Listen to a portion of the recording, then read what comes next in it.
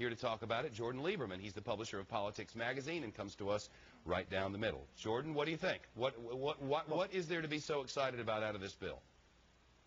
Well, for moderates, I think it was important that Barack Obama went over and over saying in every way possible that it is good for the economy, good for the deficit. It will reduce spending. It will cut the cost curve. I think between the lines, if you're careful, is what he was saying to the most liberal members of the U.S. Senate was that, hey, listen, if you want any health care, you better give on Medicare, you better give on the public option, you better give on reimportation, or you're not going to have anything.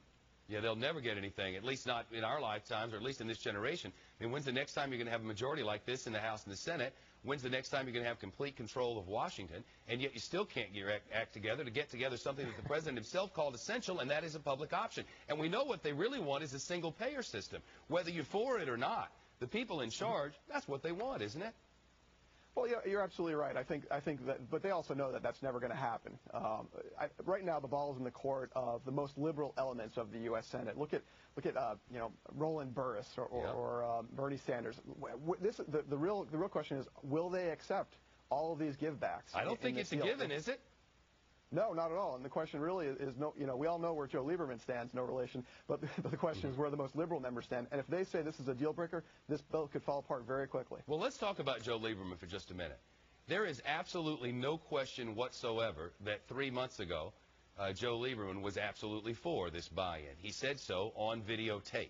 I mean, he can say he didn't flip-flop if he wants to, and I understand that there are nuances here and all of that, but, come on. The facts are facts. He's changed his position on this, and there are so many people suggesting that the reason he did it is because the Democrats took their own guy down in 2006. He had to come back and run outside the party as an independent. He's been caucusing with the Democrats, but this is a, here you go, payback is hell. Is there any truth to that?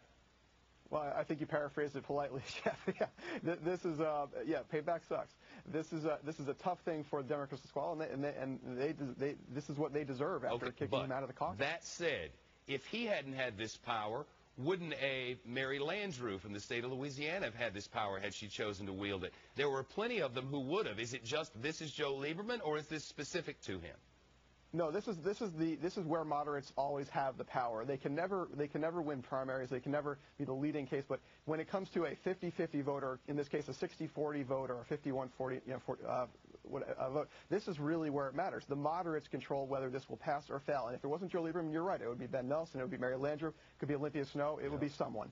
It would have been someone. All right. So now, as we look at how this will go for the next days, I'm guessing that what we're going to get from the right is this is going to cost us a lot of money. Democrats are in shambles. And when they say that this is going to be cheaper for us in the long run, they're lying. Is there a point that can be made there? Well, there sure is a point. The problem is that the alternatives are really scary, and the Republicans really have yet to be able to vocalize exactly what a clear alternative to this reform package is. We really have not seen a coherent package from, say, Senator Mitch McConnell. The best they can do is say that every one of these things will strip every one of these fancy things will bust the budget. The fact is, though, the end game here is really a stripped down version of this health care bill. No Medicare reimbursement, and all these things. Jordan Lieberman, Politics Magazine. Sir, thank you very much. Appreciate it. We're waiting for the news conference from Senator Durbin and Governor Quinn. That's coming moments from now about the